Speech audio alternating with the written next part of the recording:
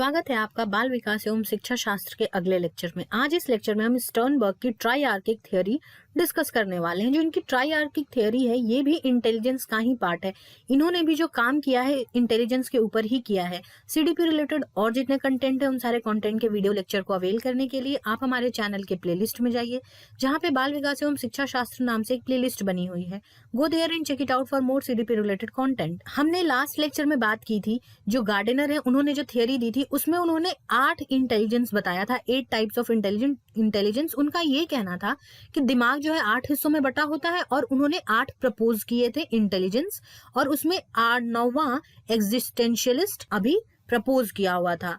ये प्रपोजल था, बाकी जितने भी 8 हैं वो प्रपोजल उनका पास है, उन्होंने बता दिया था। म्यूजिकल है, बॉडीली काइनेस्थेटिक है, interpersonal, linguistic, logical, naturalistic, visual and intrapersonal. इन सब के बारे में हमने बहुत डिटेल में कवर किया है। आप इसी प्लेलिस्ट में जाइए, आपको इससे पिछला लेक्चर जो होगा वो मिल जाएगा। Now moving to the criticism भी हुआ उनका। जो गार्डनर है उनका बहुत सारा क्रिटिसिज्म हुआ, जिसमें से एक ये सबसे प्रोमिनेंट क्रिटिसिज्म निकल के आया कि इनकी जो थ्योरी थी वो मानने सही बात है कि सब कुछ सही उन्होंने दिया, लेकिन ये रिसर्च बेस्ड थ्योरी नहीं थी। इसमें अनुभव की कमी थी। कोई अनुभव ऐसा नहीं था जिसको कि इंसान कह सके कि बिल्कुल सही बात है। ऐसा कोई इंपेरिकल सपोर्ट नहीं था। साथ ही कोई लैब टेस्ट अवेलेबल नहीं था। हम किस चीज का लैब टेस्ट करते? 8 टाइप की इंटेलिजेंस का लैब टेस्ट करते। बच्चों को बुलाते और उनके सिर पे मार मार के देखते कि कौन सा हिस्सा किससे कनेक्ट कर रहा है और नहीं कर रहा है। तो दिस वाज वेरी ग्रॉस। हम लैब टेस्ट तो कर ही नहीं सकते थे। एजम्पशंस थे उनके सपोर्ट में आर्ग्यूमेंट मिले, लेकिन उसके सपोर्ट में आर्ग्यूमेंट के अलावा और कुछ हो नहीं पाया। उसके अलावा जो लैब में जाके हम टेस्टिंग करते हैं वैसा कुछ नहीं था। साथ में ये बड़ा इंपॉर्टेंट पॉइंट है कि इंटेलिजेंस आर इंटर रिलेटेड। इन्होंने बताया था कि इंटेलिजेंस जो होती है वो इंडिपेंडेंट होती है, बट ऐसा नहीं होता है। सारी इंटेलिजेंस एक दूसरे को इंटर रिलेट करती हैं। जैसे कि कोई पेंटर है, उसकी स्पेशल इंटेलिजेंस भी होना चाहिए और बॉडीली काइनेस्थेटिक इंटेलिजेंस भी काम करना चाहिए। दोनों का जब तक सपोर्ट नहीं होगा तब तक वो पेंटिंग उभर के नहीं आएगी। उस शीट को देखने के बाद, किसी एक खाली शीट को देखने के बाद पेंटर के दिमाग में आता है कि यहाँ पे इसको क्या क्या चीजें भरनी है। और जब तक बॉडीली काइनेस्थेटिक उनका इंटेलिजेंस काम नहीं करेगा, कंट्रोल नहीं रहेगा बॉडी पे, तब तक वो पेंटिंग बनेगी कैसे? तो ये सब इंटेलिजेंस जो होता है एक दूसरे को रिलेट करता है। अब जैसे कि लॉजिकल रीजनिंग है और मैथमेटिकल स्किल है, इन दोनों का भी काम जरूरी है। मैथमेटिक्स बनाने के लिए, काम करने के लिए हमें लॉजिक्स तो चाहिए ही चाहिए ना किसी चीज को प्रूफ करने के लिए हमें लॉजिक चाहिए, किस चीज से कैसे प्रूफ कर रहे हैं। तो सब एक दूसरे को रिलेट भी करते हैं, हेल्प करते हैं। इंडिपेंडेंट भी है लेकिन वो रिलेटेड भी हैं। साथ में आर्बिट्रेरी क्लासिफिकेशन था। जैसे उनको सही लगा वैसे उन्होंने क्लासिफाई कर दिया था। कोई बेसिस नहीं था इनके क्लासिफिकेशन का कि कोई बहुत ठोस सबूत दिया है उसके बाद इन्होंने क्लासिफाई किया है। बहुत सारे साइकोलॉजिस्ट ये भी मानते थे कि इंटेलिजेंस जो है वो सिर्फ इंटेलिजेंट कोई पर्सन नहीं है, वो टैलेंटेड भी हो सकता है। एज इनके कोई छोटा बच्चा है, वो म्यूजिक कंपोज करता है, उसकी म्यूजिकल इंटेलिजेंस बहुत ही हाई है, तो उसको हम क्या बोलेंगे कि वो बच्चा बहुत टैलेंटेड है, उसने म्यूजिक इंडस्ट्री में बहुत ही रिवॉल्यूशनरी चेंज कर दिया है, ये कर दिया वो कर दिया है। लेकिन उसको हम इंटेलिजेंट नहीं बोलेंगे, उसको हम टैलेंटेड बोलेंगे। साथ में इन्होंने जी फैक्टर को, इंटेलिजेंस के जो जी फैक्टर है, जनरल इंटेलिजेंस है, उसको कंप्लीटली इग्नोर कर दिया। जैसे कि नाम का याद रहना, चेहरों का याद रहना, किसी जगह हम जा रहे हैं तो जिस रास्ते से गए हैं उन रास्तों का याद रखना, इन सारी चीजों को इन्होंने इंक्लूड ही नहीं किया। So this was all about criticism of Gardner's theory. Gardner ने जो थ्योरी हमें दी थी उसके क्रिटिसिज्म कुछ ये है। थ्योरी बहुत अच्छी है लेकिन उसकी आलोचनाएं भी हैं, इंपॉर्टेंट है। 2-3 सवाल इनसे पूछे गए हैं, जैसे जी फैक्टर वाला और इंटेलिजेंस आर इंटर रिलेटेड, ये दोनों इंपॉर्टेंट है, ध्यान रखिएगा। सवाल पूछे गए हैं इससे प्रीवियस ईयर्स में। Now moving to the Sternberg's triarchic theory. जो स्टर्नबर्ग थे वो अमेरिकन साइकोलॉजिस्ट थे और इन्होंने जो थ्योरी दी थी इंटेलिजेंस की उसको हम ट्राइआर्किक थ्योरी कहते हैं।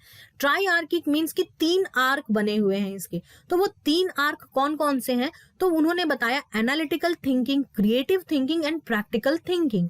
तो जो एनालिटिकल थिंकिंग है उसको हम कॉम्पोनेंशियल थिंकिंग भी बोलते हैं, कॉम्पोनेंशियल इंटेलिजेंस भी बोलते हैं। क्रिएटिव को हम एक्सपेरिएंशियल इंटेलिजेंस भी बोलते हैं और प्रैक्टिकल थिंकिंग को हम कॉन्टेक्चुअल इंटेलिजेंस भी कहते हैं। Let's discuss more about this. उनके हिसाब से इंटेलिजेंस जो था वो 3 टाइप का है, एनालिटिकल इंटेलिजेंस, क्रिएटिव इंटेलिजेंस और प्रैक्टिकल इंटेलिजेंस। जो एनालिटिकल इंटेलिजेंस है, यहाँ पे लॉजिकल रीजनिंग की एप्लीकेशन होती है, और in order to understand difficult thing और क्वेश्चन और एनीथिंग, एनी सिचुएशन, वो जो स्टूडेंट है, जो बच्चा है या जो पर्सन है, उसको छोटे छोटे कंपोनेंट में ब्रेक करता है और फिर उसको एक एज अ होल समझ करके एनालाइज करता है। मतलब कि एक ह्यूमन बॉडी को समझने के लिए पहले हमने उसको ब्रेक किया स्केलेटल सिस्टम में, मस्कुलर सिस्टम में, एंड देन सेल्यूलर सिस्टम, मतलब सेल्स के बारे में स्टडी की, टिश्यूज के बारे में स्टडी की, और फिर एक ह्यूमन बीइंग को एज अ होल स्टडी किया है। तो एक बड़े प्रॉब्लम को छोटे छोटे प्रॉब्लम्स में तोड़ना और फिर उसके बाद एज अ होल उसको एनालाइज करना, दैट इज एनालिटिकल इंटेलिजेंस। जैसा कि नाम भी बता रहा है, एनालिटिकल इंटेलिजेंस।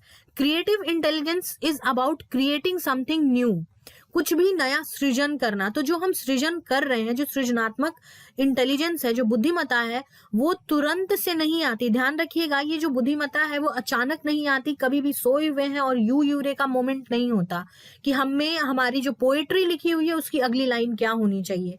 ये करते करते, काम करते करते आता है। बार बार किसी काम को हमने किया है और उसके जो अनुभव हमें मिले हैं, उस अनुभवों को इकट्ठा करके जो नया हमने कुछ क्रिएट किया है, दैट इज रचनात्मक बुद्धिमत्ता। इसका सीधा संबंध अनुभव से होता है। जो भी रचना हम कर रहे हैं वो अनुभव से होता है, और रचना जो है वो हर क्षेत्र से जुड़ी हुई है, हर एक क्षेत्र से।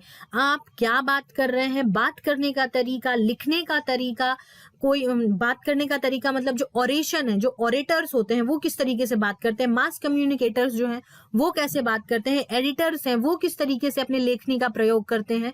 तो ये सारी चीजें जो ये रचनात्मक बुद्धिमत्ता है, ये हर फील्ड में, जीवन के हर आयाम पे बहुत ज्यादा हेल्पफुल होती है। एंड लास्ट इज प्रासंगिक बुद्धिमत्ता और व्यवहारिक बुद्धिमत्ता। इसमें क्या होता है कि जो हम डे टू डे एक्टिविटी कर रहे हैं उसमें हम कॉमन सेंस का, प्रेजेंस ऑफ माइंड का कितना प्रयोग कर रहे हैं उसके बारे में बात होती है।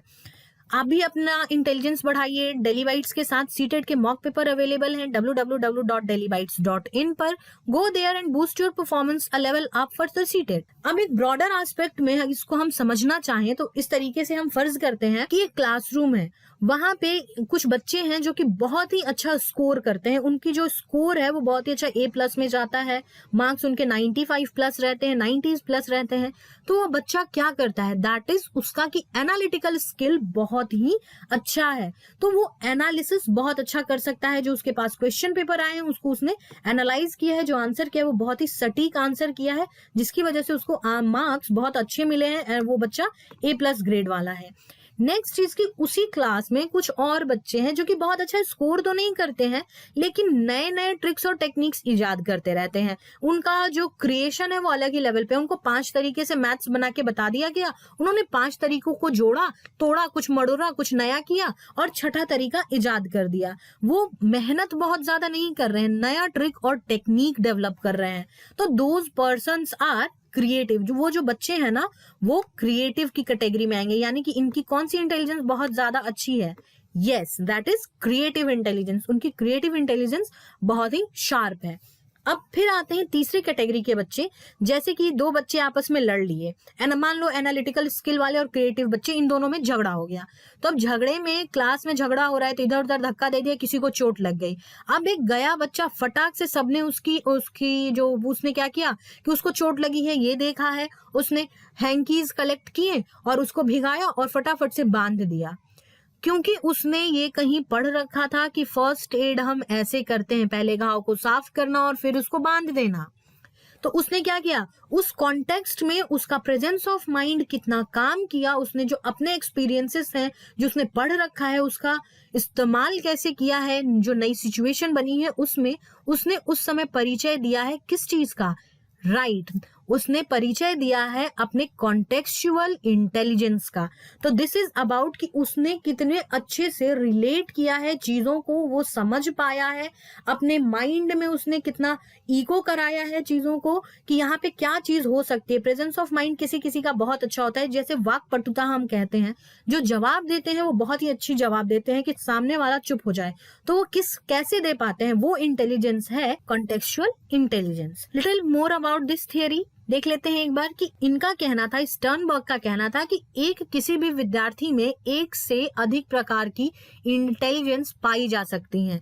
इन्होंने कहा कि जो 3 प्रकार की इंटेलिजेंस है, इन तीनों में से एक व्यक्ति में 2 से ज्यादा, एक तो श्योर है रहेगी, एक से ज्यादा भी रह सकता है और तीनों भी हो सकता है। ये सारे इंटेलिजेंस पाए जा सकते हैं और इनके थियरी का एज सच कोई क्रिटिसिज्म नहीं था। Let's recap. हमने 3 तरीके के इंटेलिजेंस पढ़े, एनालिटिकल इंटेलिजेंस, प्रैक्टिकल इंटेलिजेंस। जी analytical intelligence was about academic, जो एकेडमिक प्रॉब्लम सॉल्व कर रहे हैं, मार्क्स बहुत अच्छे आ रहे हैं। देन प्रैक्टिकल इंटेलिजेंस, जो अपने कॉमन सेंस का प्रयोग करके कॉन्टेक्स्ट में समझ करके कोई काम कर रहे हैं। And last is creative intelligence, जो something create, someone is innovating something, जो प्रॉब्लम सॉल्व वो कर रहे हैं, उन्होंने इनोवेट करके प्रॉब्लम सॉल्व करना शुरू किया है, माइंड में इको कराया है, चीजें जो उनको अनुभव मिली हैं वो, और उन सबको मिला करके उसने क्रिएट किया है something new. So this was all, कि इन्होंने 3 जो दिए थे, ट्राई आर्क जो बात की थी, यही वो 3 आर्क है इंटेलिजेंस के, analytical intelligence, creative intelligence and practical intelligence. So this was it about this video. आप हमारे टेलीग्राम चैनल से जुड़ सकते हैं, जिसका लिंक आपको डिस्क्रिप्शन बॉक्स में मिल जाएगा। जाएं वहां जुड़े और नए वीडियोस के अपडेट को प्राप्त करें। और अब आप मुझसे इंस्टाग्राम के थ्रू भी जुड़ सकते हैं। Until then, stay tuned, stay connected to Daily Bites. God bless you all.